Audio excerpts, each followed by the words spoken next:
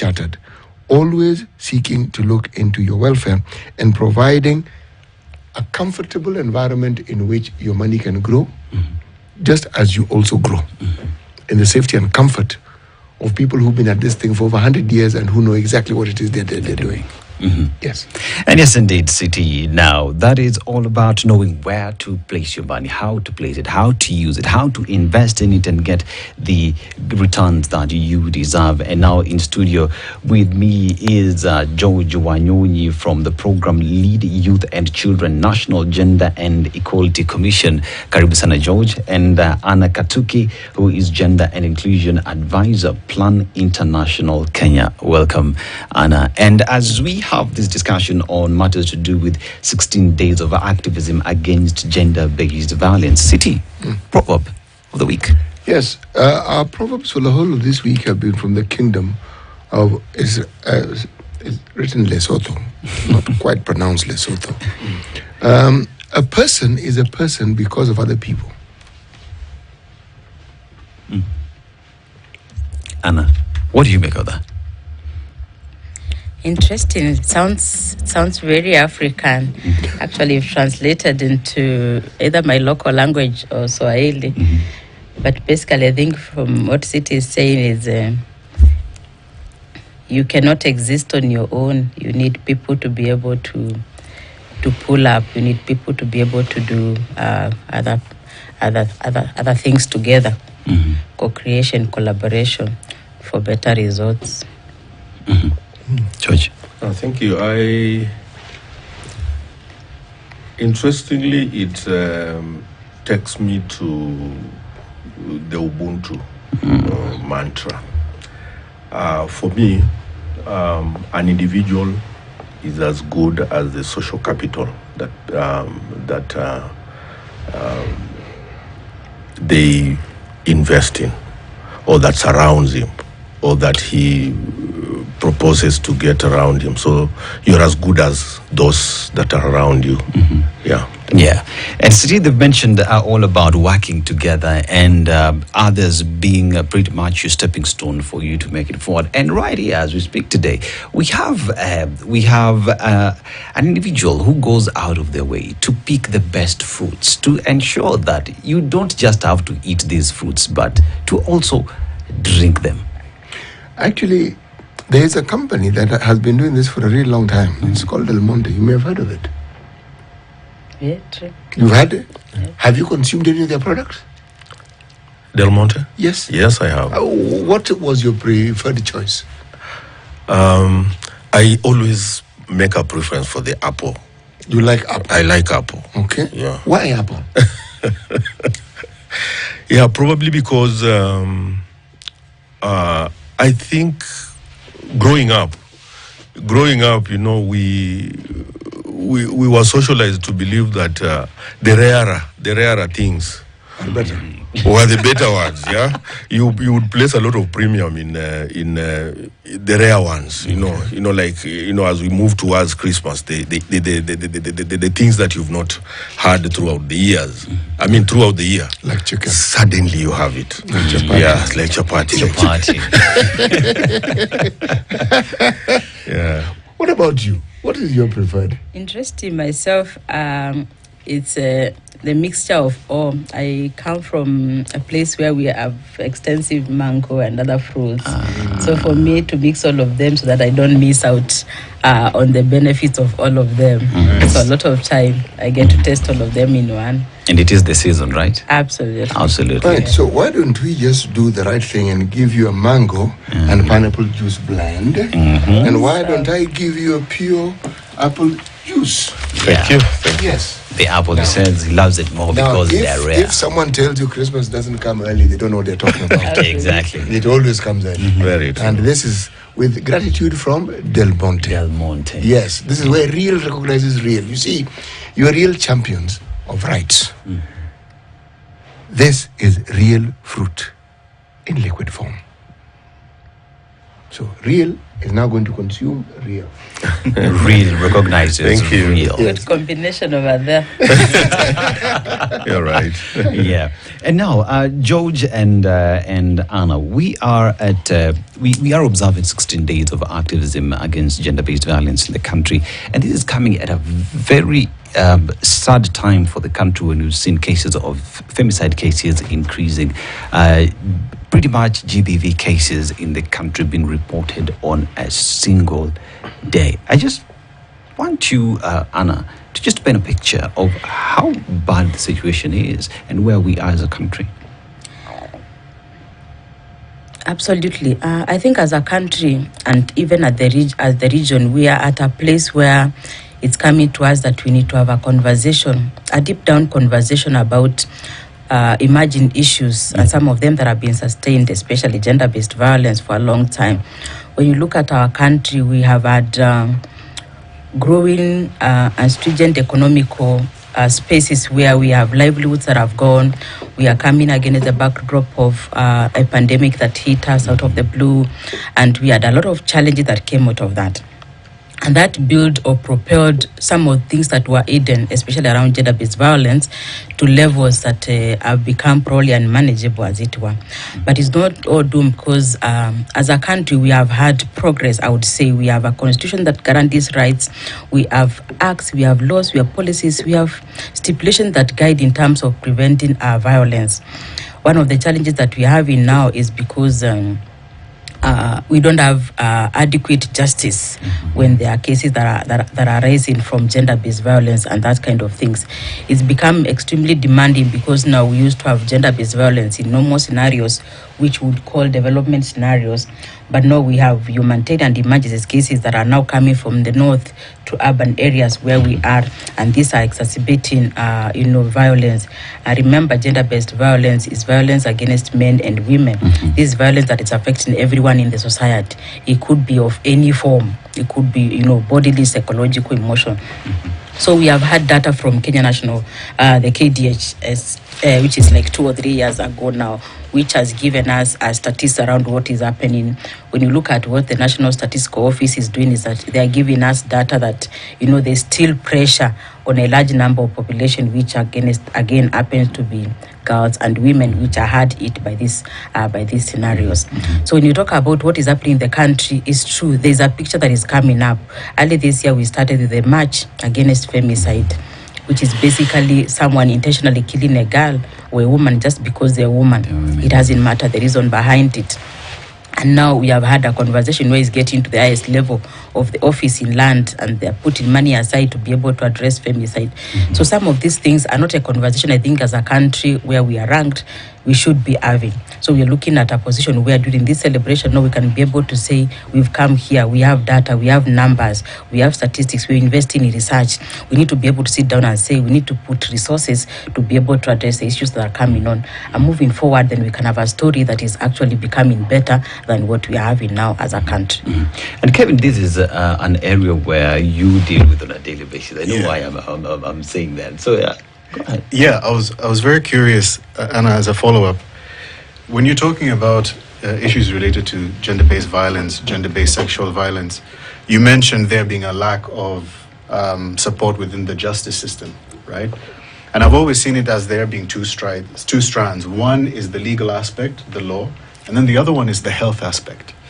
Because if you get a victim of gender-based violence, you want to have them first be able to make a report and have that be taken seriously, but also there's likelihood that this person will need some kind of treatment, whether it's the physical treatment or psychosocial counseling. Could you talk a little bit about whether these two segments of our country, the legal side and the health side, work together when it comes to dealing with GBV, or whether they don't actually work together? Sure. And I think before I talk about that, I want to mention that, like I said, the law of the land gives us as a country, more so the government of Kenya, the responsibility of providing information. So that is where you'll find this gap a lot, awareness and information. But true as it were, that there are several, or there are layers of processes that when a gender-based or sexual-based act happens, that are followed. The first one, of course, is to be able to get a police place where you can be able to report. Before we go there, they will be either you told a family member, you told a friend, or such kind of thing. Anyone who gets to a police is someone who is probably courageous. So the numbers that we are missing are numbers that are not being reported. So there is a whole provision on how the police are expected to handle the matter. So they will tell you, you will report, will guide you not to do statement. They will tell you that when you come to report as a survivor, we call them survivors, they may not be able to remember immediately what happened. And I also want you to know that immediately you go through violence, whether a man or a woman, one thing that hits you is the shock. You mean I've been hit, you mean I've been abused, you mean I've been trolled. You can't sit and fathom that is actually you as an individual that has gone through such a thing. So the police or the security officers will be able to tell you, they will work with the survivor for a period of time. They will collect information, they will collect statement one time, they will collect from another time, as many times as possible, so that they can gather as much information as possible. Why is this important? If the police department goes to the court system and they do not have evidence, that case, what will happen? It will drop. So if it drops, what happens? The person who is in uniform is the most visible person. So everybody will say the police. Chances are I may not have full information of composition of police and all that, but they will be the first one to be blamed, and all the time they're like, you're the one who failed us. They will be accused of a lot of things. So then the process of moving this with adequate evidence to the legal system is very important, and then that's when now they can be able to gather evidence and then have cases that have been addressed and gotten justice as quick as possible. One of the trauma that will be there is that some cases take a long time, and then this gives family like they don't have justice and those kind of things. But I also want to say systemically we have operational systems like what you call court users association. So this gives an opportunity for different partners to come together and be able to discuss matters on what is needed. So this is where we're able to get information in addition to what organizations are giving. So yes, they are working together. The gap is that collaboration. The gap is information to the public. How much do the public know, where they can go, at what stage, what is the waiting period? And George, now, when we talk about matters to do with GBV in our societies, there is the aspect of regional factors contributing to the high cases and cultural factors and how they contribute to the same. So how do we deal with that as we, on a daily basis, push for this fight against GBV? So thank you very much. And I wish to agree a lot with what my colleague Anna talks about. I want to take it from the National Gender and Equality Commission perspective, because for us as a commission, we are not direct implementers of projects and programs that touch on matters of gender equality.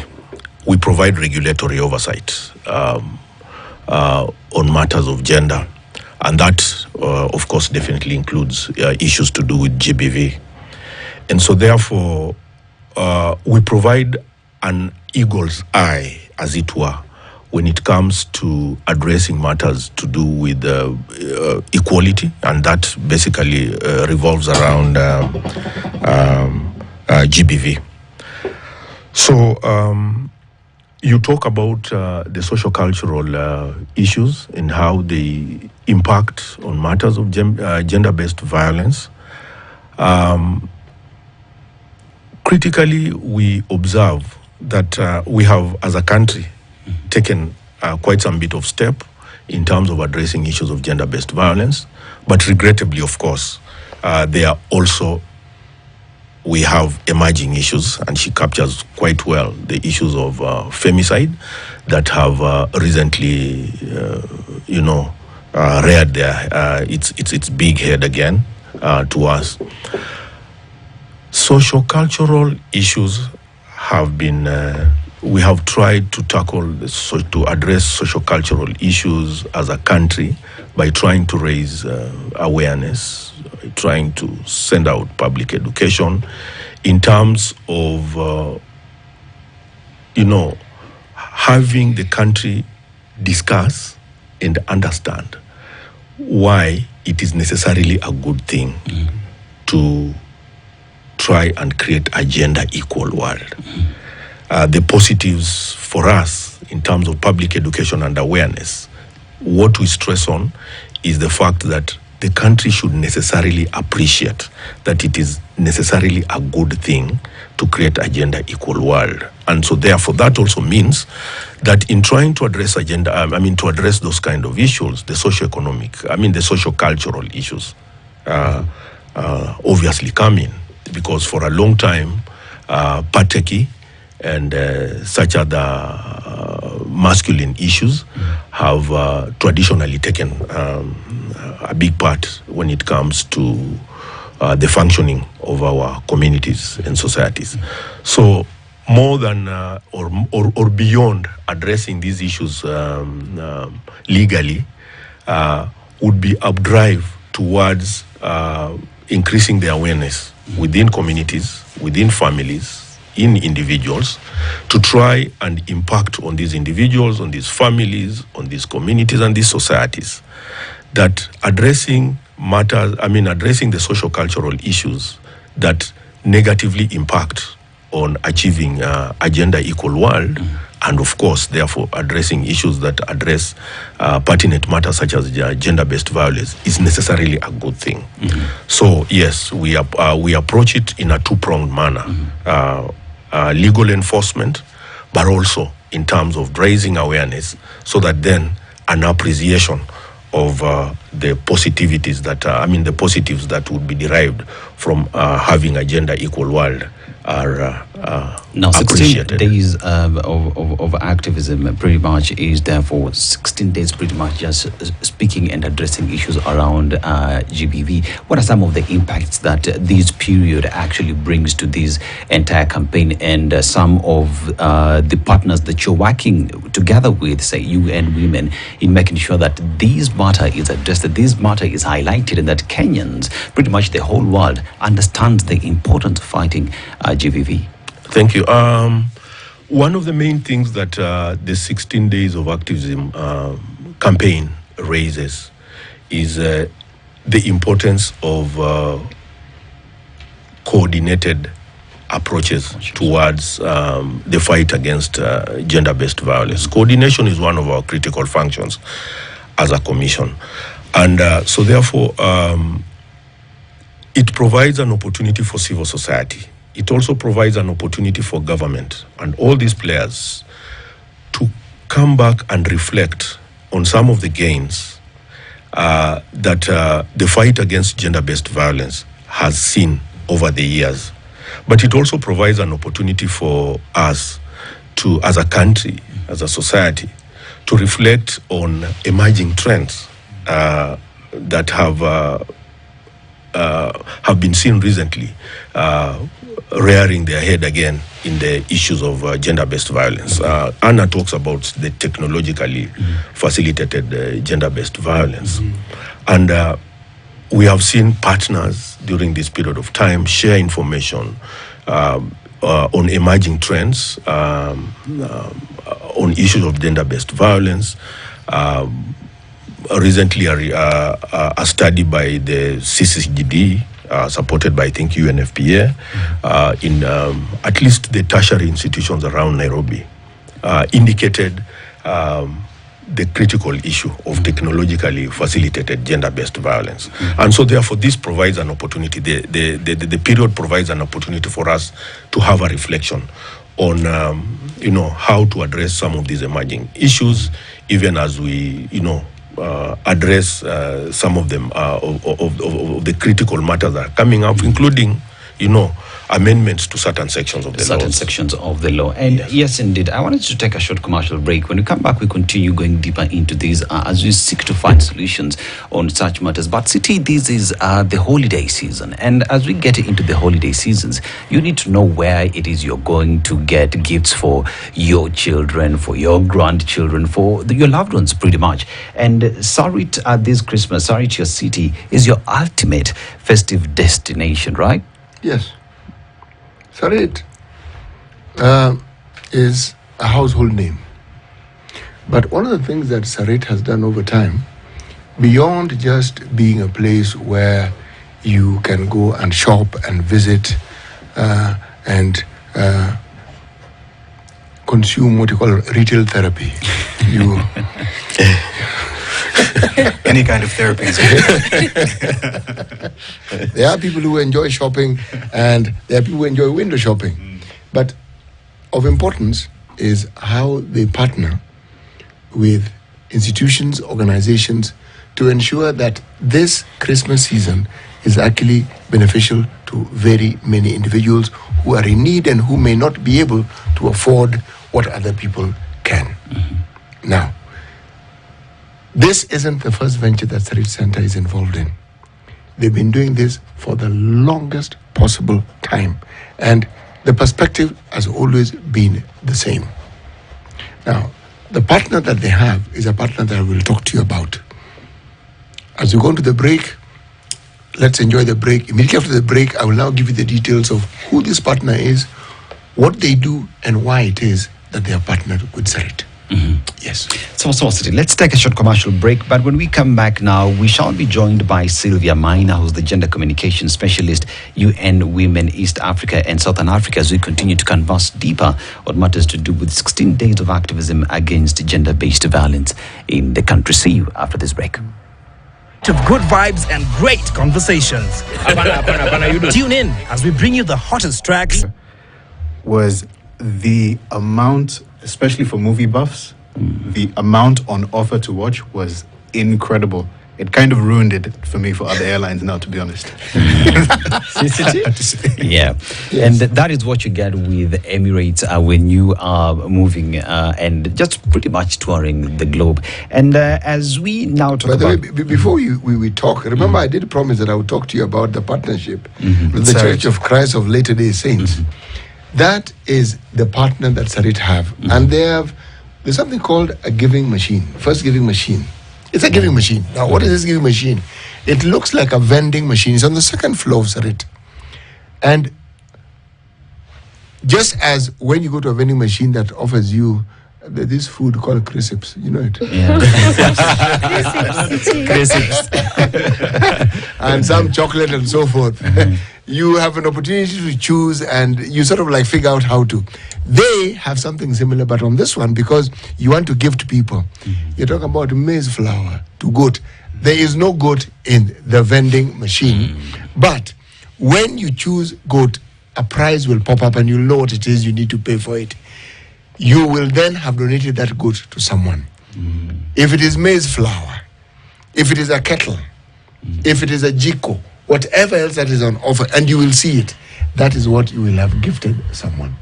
Yes. So we should not expect to see goats wandering in Sarit Center? If you do, then what we will need to do is have a talk with you on the first floor and perhaps give you something like water to drink. This is it. As you determine how it is you're doing that day. Okay. Yes. Yes. And how everything is at home. Yes. That is Sarit, your city. Just making sure that your Christmas is beautiful during this time. Yeah. Yes. Yeah. And in studio with me is Sylvia Maina, who's just joined us, who is the gender communication specialist, UN Women East and Southern Africa, equally together with George Wanyonyi, who's program lead, Youth and Children, National Gender and Equality Commission, as we talk about 16 days of activism against gender-based violence in the country. Kevin, you had something that you wanted to talk about. Yeah, so I'm curious, in terms of specific initiatives that, UN Women East and Southern Africa has implemented during the 16 days of activism, could you talk a bit about that? Yeah, thanks. It's a pleasure to be with you in studio again. Karibu. Thanks for the warm welcome. So from UN Women, I actually am in the East and Southern Africa regional office. And there, one of the things that we are focusing very heavily on, just like the other offices across the world, is gender data and the power of gender data as one of 8 accelerators that we have for ensuring gender equality and women's empowerment. So as you're aware, the UN Women's mandate is really the UN agency or the global champion for girls and women's rights. And for us, our strong belief and ethos is that you can't change what you can't count or you can't quantify, which is why we're huge on gender data. So I'm currently mapped to a program known as Making Every Woman and Girl Count. So in short, we call that Women Count. That's the Gender Data and Statistics Program. It's a global flagship program, and it has regional chapters yeah, and as well as some in the countries like Kenya, Uganda, Tanzania, some of our focus countries in East and Southern Africa, and we have similar, I think Senegal, I think Cameroon in West and Central Africa. I'm forgetting the other one. So really for us, when we invest in gender data, we're looking at really getting to the heart of some of the issues, because we want to influence and inform policies and decisions that will actually have an impact in changing the lives of women and girls. So it's not really just kind of piecemeal interventions of, okay, here there's a problem, so let's send security forces there, but it's really to address it holistically and really understand through quality, standardized, reliable, and also very timely gender data that can pinpoint the pain points. Yeah, and based on that, then we are able to ensure that decisions are made based on actual situations on the ground, that the interventions are transformative, meaning they actually speak to the real issues on the ground. So over and above all the activities we've done through the 16 days, to answer your question, we've done a lot of media mobilization. That's part of creating awareness. But you'll notice all our awareness is data based. It's hinged on data. Like today we have an article in the Standard newspaper, and we've talked about data. I think it's on page 7. We've talked about data from I think 5 countries in the region. There's Rwanda, Tanzania, Kenya, Uganda, and I feel like we mentioned Ethiopia, but I could be forgetting. Yeah, but really it's just to show how these different countries are using this gender data to influence judicial systems. I heard you speak about it in the first half, to influence even how police and security agencies respond to some of these issues. On Saturday, we had a very interesting public baraza in Kawangware with some of our partners here, including National Gender Inequality Commission, represented by Paul Kuria at the time. He is the director for programs and research here. So he's George's colleague. We had my colleague there as well, who sits with the Eliminating Violence Against Women program. That's a thematic area under UN Women, just like gender data is a thematic area. We had very many representatives, including the inspector for police, right, which was really phenomenal, and civil society organizations. And I think we had marketed it as a 700 packs kind of event, and it was televised live on KTN. But we were so happy to really get the pulse on the ground, which is something we don't often get as a regional office. Typically, that's the purview of country offices, right, to engage at that level. But even through that conversation, we were really able to see the frustrations of the community, but again, just to share with them data and the interventions that we're doing. For example, I'll talk about Tanzania, where they've used gender data in partnership with UN Women to really influence how the security agencies respond to GBV cases. In Zanzibar, for example, it's very impressive, where they have the Office of the Chief Government Statistician, the OCGS, different from the National Statistical Office, which is on the mainland. And they have monthly media releases, is what they call them, where the National Statistical Office actually presents data on GBV specifically to the media and fields questions, and the media put them on the spot and ask, why has this number gone up in this region? And based on that, they're able to remain accountable. Based on that, they're also able to build awareness even in the communities. And of course, the media being such an important champion for even gender data and gender issues, they're able to really run and represent the public well. Yeah, so you find that based on those media releases, they've been able to actually set up one-stop centers in every single district in Zanzibar, which is so impressive. And we've seen a similar setup in Rwanda as well, where they have what are called the Isange one-stop centers. And Isange means feel at home.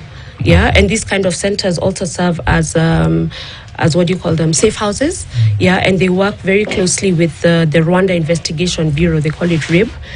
So at that one-stop center, you'll find counselors, you'll find RIB who are able to take your dossier and forward it for judicial action. You find support from medics. Yeah, so these are just some of the interventions that we've helped to influence in different countries. In Kenya, for example, I'm very proud to say, and I think George can resonate with this, we have specialized GBV courts in some of the hotspot counties that have been identified, like Mombasa, Kisumu, Busia, isn't it? Busia. Yeah, there are 3 actually. Yes, Meru as well has one. I think it was the first one to have SGBV courts And we have similar in Uganda as well. But this is, of course, because of the backlog in the courts and, of course, denied justice. Delayed justice is denied, right? And GBV issues are very fast and hot. And if they're not addressed fast enough, we know that the end is really femicide, and I heard you speak about this in the first half. Yeah, so really those are just some of the interventions that we're doing, but everything that we're doing is really geared towards raising awareness, both among survivors and the general public, also bringing in men as champions. We have very many he for she's is what we call them. Yes, I've heard of that. Yes, which is really, I think, innovative. We've done some work on this with UNESCO as well, but really just to try and make it a whole of society issue rather than just a women's issue, which it is not. Let me ask a question. Yes, when you say you want to make it a whole for society issue, and you have an understanding with the justice system, what about the alternative justice system? I ask this because it has a greater leaning towards societal norms because of the way it is structured, and it also helps, we're talking of data, activate a process within a community setting, and in so doing, the very principles that you're speaking of are then passed across or are then put across in a manner that would be a lot more acceptable to those who are supposed to interact with this particular service. Indeed, and of course those resonate with our culture, right? Yes. The African culture. Yes. Which I know we feminists, and I must say feminist now has been used as an insult. Someone thinks by telling you feminist, it's like they've told you something, you know, and it's not a bad word. But that's something definitely that we've been asked about. So when you say that, yes, you say we feminists. Feminist So wewe. are you saying that you recognize yourself as you're also a you something? No, I'm definitely a feminist, but it's not a bad word. It's Feminist a positive just, word. It is. Feminist just It's simply descriptive means, yes. of a process that people began to ensure that certain things that had been misunderstood and misrepresented were understood. Yes. Now it's been co-opted. Yes, and Exactly. it can't be a one-stop determination. It's something that evolves and continues to evolve. Yeah. Yes. And men can and should be feminists. I must Really? say that. Yes, I keep saying I'm raising boys, teen boys, and I'm very keen on them understanding these issues. And I must say they actually get very aggrieved when I tell them data. Like, for example, in East and Southern Africa, for every dollar that a man earns for a particular job, a woman earns 81 cents for the exact same job with the exact same qualifications. And for them, they are Gen Zs. They do not understand what I'm saying when I tell them that. They're like, Mom, make it make sense. What are you saying? Why? Like there's, and you know, that generation is very cut and dried, and they're very data and information driven. Very much so, Facts yes. only, as they say. Facts. So But are facts always enough? You see, facts are good. that's a good question. Data is good, okay? But is it enough? Because I know this is this, I know this is this. Because the fact that the two of you have work that you're doing gives me the impression this work is on the increase. It's not decreasing.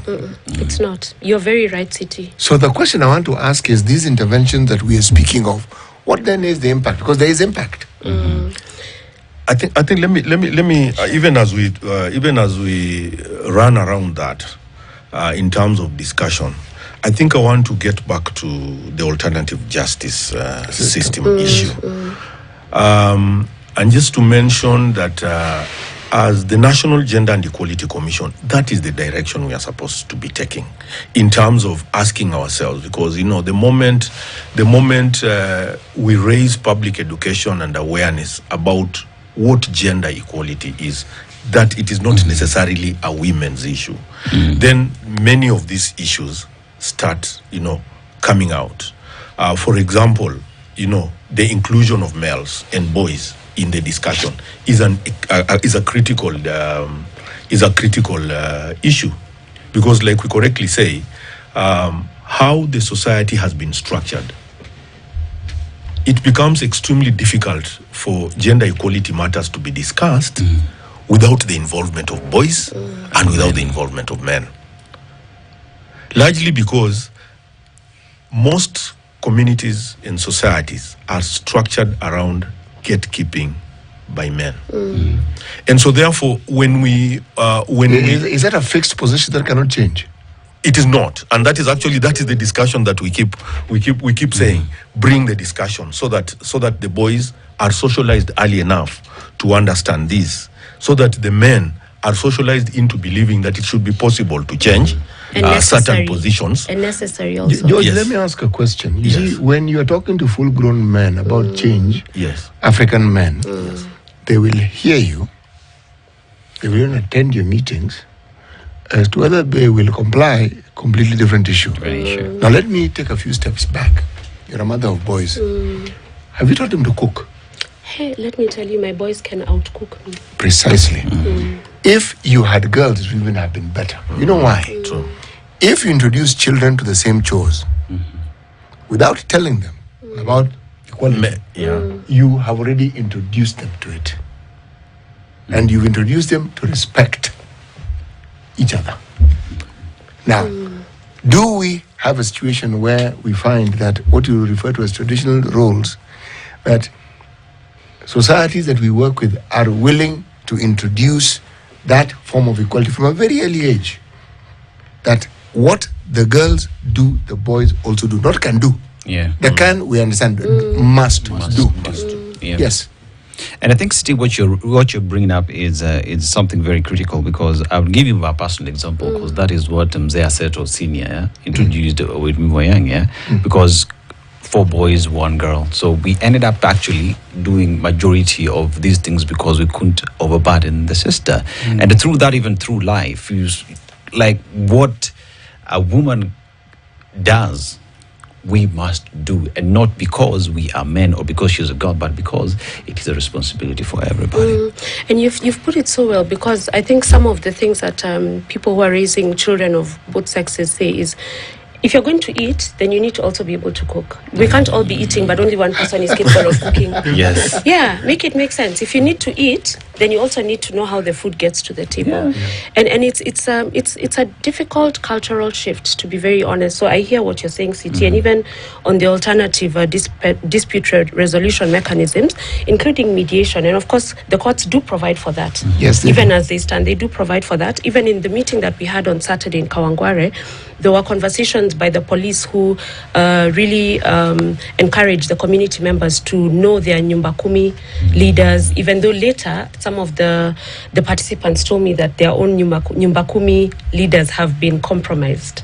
Yeah, so you find a girl is defiled next door by the neighbor, everybody knows who did this, but somehow the Nyumba Kumi person is given something under the table, and But it's interesting because this misogyny, there seems to be a growing rate of misogyny in Kenya, which I think is really worrying. And just yesterday I was reading a report by the BBC talking about this and how it seems to be one of the countries which has a very high spike in misogyny. And we've talked about this before in the previous shows here, how there's a high acceptance for GBV even among women in Kenya. Like if I burn the food, I expect a beating, and I'm like, yes, I deserved that. If I step out and go to my sister's house without asking permission, not informing, asking permission from my spouse or significant other, it's a cause to get a whooping, And these are some of the things that we really need to interrogate. And I think from conversations with young people and even looking at some of the YouTube comments from the previous shows, the argument is that we, feminists, and the Western world has come in and rubbished and upended our own culture. So, of course, mwacha mila ni mtumwa. So we are kind of readerless and rudderless. So that's why men are reacting and they're angry, because they're trying to take back their space. And But this space that I hear it spoken, Yeah. what is this space? we keep, in fact, there's something I came across it after the last time we spoke, and I said I must say it today. It's just a meme that I came across that said, when you're accustomed to privilege, Yes. equality feels like oppression. Yes, it And does. we've talked about in the previous Yes. shows how, if you have 10 lollipops and I only have 1, by me asking you to give me 4 so that we each have 5, you feel violated in some sense. Yet really, ideally, we should be balanced, because if you only promote one side of society, and women are more or less half across the world, so that's like basically running with one hand tied behind your back. How can we purport to develop? And that's why for us at the UN, gender equality and women empowerment had to be one of the sustainable development goals, right? Because you can't talk of sustainable development without equitably developing all of society. You need to look at the vulnerable. You need to look at persons with disabilities. You need to look at the poor. Obviously, that's why number one is number two is no poverty, right? So in the same way, gender equality and women's empowerment is really not a women's issue. It's not a feminist issue. If you look at traditional African culture, we respected women. Right. Actually, so even as we say it's our culture to subjugate women, it's not. There were even cultures that were matriarchal. Isn't it? Right? Yeah, The Mombis and the rest. Yeah, that's true. Actually, the most when you look at the African setting, the typical African setting, it was more divine to to tend towards the underprivileged. So well said. Yeah, so that then you would be able to say that the first groups to be defended would have been the children particularly, and then you get the women, and then you get the persons with disability. I mean, persons that are fairly underprivileged. I just wanted to get to look at what this discussion says at a higher level. And I'm telling myself, have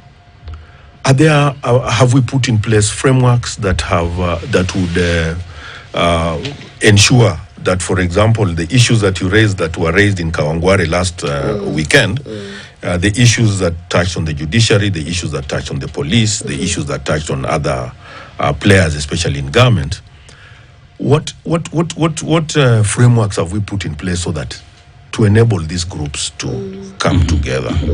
And George, as you talk about the frameworks that are put in place, I see someone called Sonnet is asking for data, and data actually is on page 7 of the Standard, and you talk about 42% of women and girls in the region experience physical and sexual violence, and now we have 32% of women marrying before the age of 18, and we talk about matters to do with 42% of women, 36% of men believe spousal violence is justifiable. So this is data that is available there, and it is a discussion that must continue, and we have to do everything within our spaces as individuals, as families, as parents, as spouses out there to ensure that gender-based violence becomes a key conversation piece for us to be able to say that during these 16 days of activism or on our day-to-day engagement with each other, that sexual and gender-based violence is something that is defeated, because honestly, the 21st century, these are not issues that we should be discussing, and we should not